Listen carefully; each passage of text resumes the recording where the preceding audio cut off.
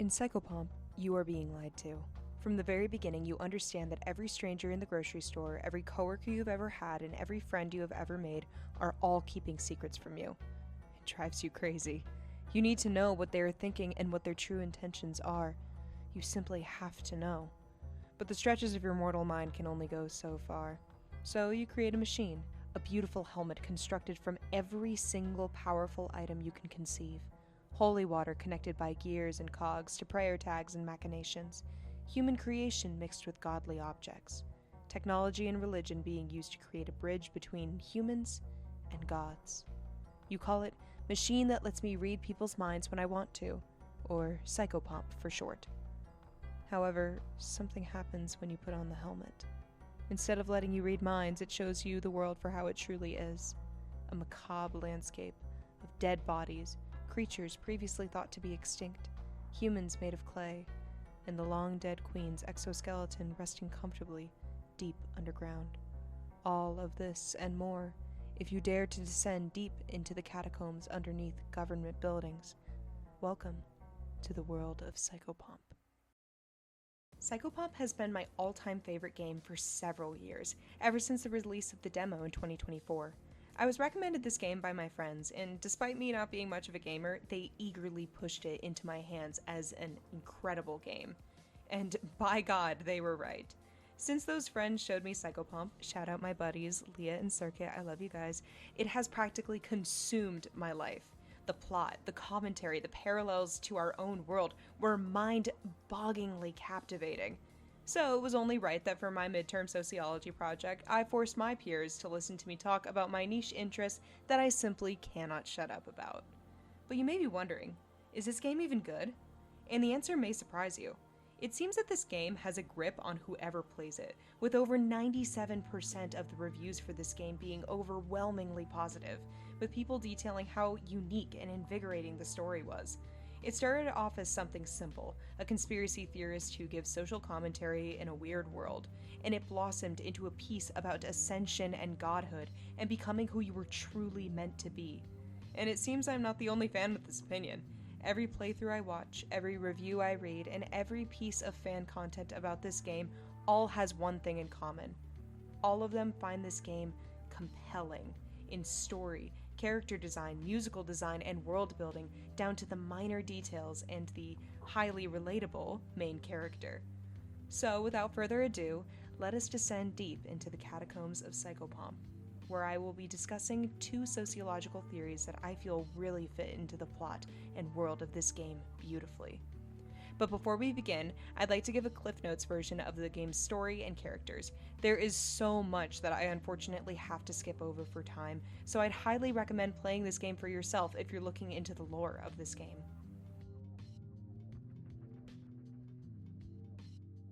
Our game starts with a paranoid speech from our main character. Let's call her Vina, for some reason that we will get to later. This is the character that we view most of the game through, including the original creator of the Psychopomp helmet. She views the world through the lens that every person is lying to her. Upon the creation of the Psychopomp, she learns that her paranoia turned out to be true. Everyone was lying to her, and she needs to figure out the secrets that have been kept from her. So she starts in the most likely place to unearth these secrets: government buildings, which she claims has catacombs underneath them. Armed with a hammer, she navigates her way through several places, descending further and further into the world. During the start of each level, she follows the same pattern: entering the building by force, entering an elevator with ease, descending into the catacombs under the building, solving the puzzles, fighting the monsters, and completing the level's mission to receive a prize: the Egg of the Earth. Upon collecting it, we are able to move on to the next level, and the cycle repeats. She does the same thing navigating through the children's hospital, but while down there, she stumbles upon a note detailing the long-gone gods, Sevenosh Vishneri, the Queen of Venus, and Krusner Colvin, the King of Mercury. Put a pin in that. After going through the public school's catacombs, we have the option to go to different locations outside of the levels, which give you a bit of lore on the world. They are called the transient, ephemeral, and aberrant locations in the upper and middle lower levels respectively. I'll talk about a few of those locations later. As she continues through the middle levels, we learn about the Kaldman Four, a group of godlike entities who have some form of control over the universe. These are the bad guys in the context of this world. They are rushing through space at lightning speed, destroying galaxies and planets with little regard. The Caldman Four, also known as the Fun Family, are made up of a mother, a father, a child who has an affinity for puppets, and a dog. Make no mistake about this dog, as he seems to have the brains of the operation. The dog, or as he's formally known as, the king of all dogs, is trying to push Vina into collecting the eggs and get the truth for some unknown reason. Skipping past a lot of stuff, Vina enters a new place, the final location, and collects the final egg. Upon doing this, she is transported to an entirely new location.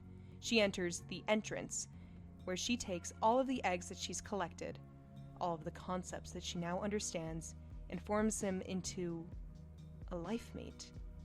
Through the formation of this life meat, all secrets are now understood. The world she walks on is not Earth, but rather the planet Venus. Earth was destroyed by the Caldman Four an unknown amount of time ago, with Venus becoming a parallel to the Earth, complete with fake humans made of clay. But more importantly, Vina now understands that she is not human, but rather the goddess Sevenosh Vishneri, Queen of Venus, hidden away and forgotten for thousands of years within the form of Vina. She returns to the perfect state of being and ascends. The only thing left to do now is to stop the Caldman Four, but she can't do it alone. Not without Kressner Colvin, King of Mercury. Unfortunately, the Caldman Four already have his human counterpart in their possession. This enrages Vina, with the final playable moment of the game being this moment, when a pissed-off Vina ascends and...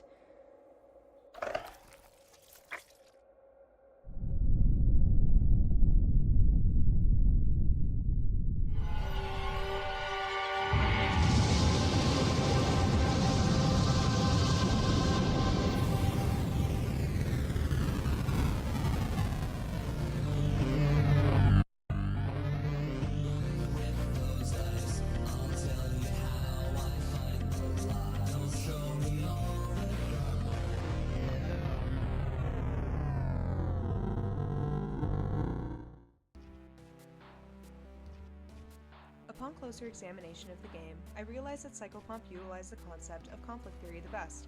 Conflict theory is described as the idea that there are two groups in a conflict in a society: the dominant group, who has much of the power, resources, and wealth, and the subordinate group, who has little to none of the power and resources. They are usually controlled by the dominant group, and are constantly in some form of conflict with each other. I feel as though the Caldman Four represent the dominant group in some capacity, with Venus and Mercury being the subordinate group. Even though Venus and Mercury are both extremely powerful beings, with them having the ability to persuade the creation of whole species, life and death and birth itself, they aren't awake yet. Venus and Mercury need to be, quote, awake in order to realize their full potential. In fact, the Fun Family even recognizes this.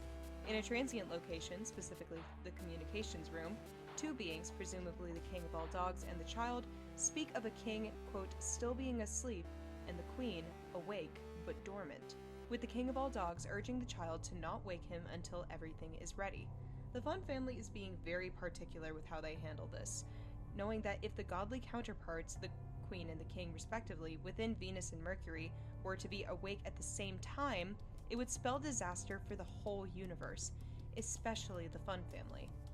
But what exactly does the Fun Family want? I touched on them earlier, explaining that they are destructive beings who cause chaos and destroy what is left of stars for fun. They have had a hand in the desecration of the gods, forcing Venus and Mercury to go into hiding. The Caldman Four are insanely powerful, having the ability to wipe out entire solar systems without a trace, with absolutely no remorse for their actions. The only feelings that they do show is boredom at their current circumstances and amusement for their toys. They want action, and due to the total destruction of Earth and humans being completely wiped out, they have lost their sole source of amusement other than destroying universes. They need Venus and Mercury to bring the humans back so that they can have something to play with. This is stated directly in the comms room when the child complains that the clay humans are not the same as the other, quote, puppets, a likely point at humans. The dominant group puppeteers the subordinate group into doing their bidding, all while Venus and Mercury have no idea of their plans. In fact, the Caldman Four are plotting the exact steps that Mercury and Venus are taking, down to the locations that they are entering.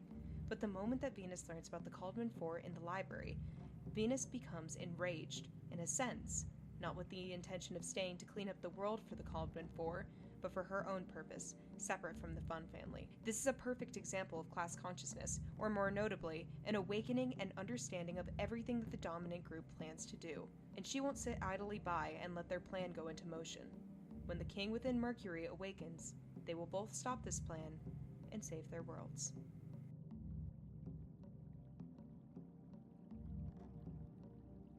Symbolic interactionism examines every aspect of social behavior. From the way you dress to what you eat, social interactionism digs into how we view the social data that we receive.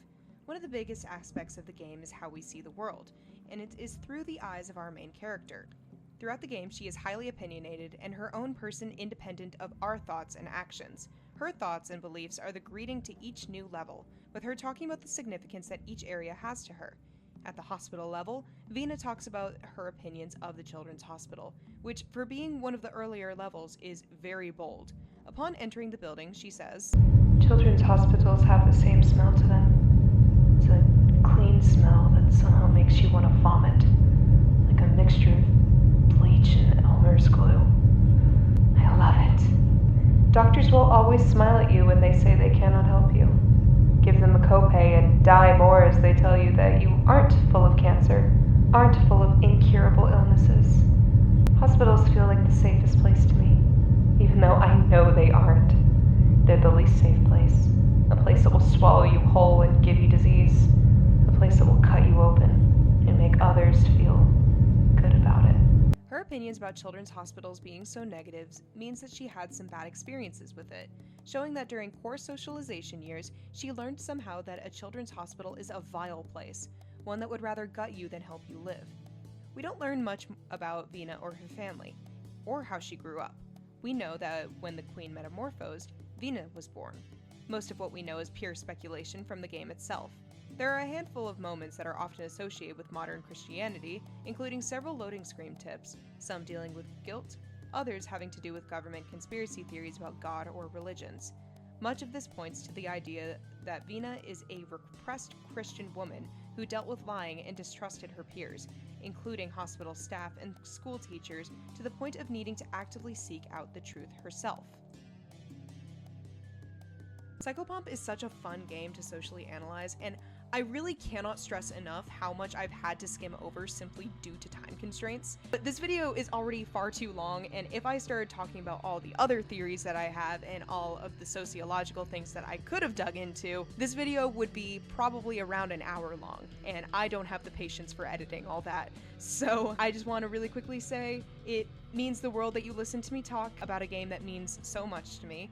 I would also like it to be known I could not get my recording software to work while I was playing the game, so I used several playthroughs that were not my own. I will be crediting them in the description and also in the editing of this video. This video would also not be possible without help from the Psychopomp community, specifically a PowerPoint presentation that was provided to me by @FishGirl, which contains all known information and theories by FishGirl. I will be putting her link in the description of this video as well. Thank you so much, FishGirl, and I'd also like to really quickly give a shout out to Carbonic, the creator of this game. I believe this entire game, the OST, the game models, the plot, everything was created by this one guy, and I just think that's really impressive, and I can't wait for Psychopomp 2, if you can't tell. I hope you enjoyed this video. Thank you so much for watching, and don't forget,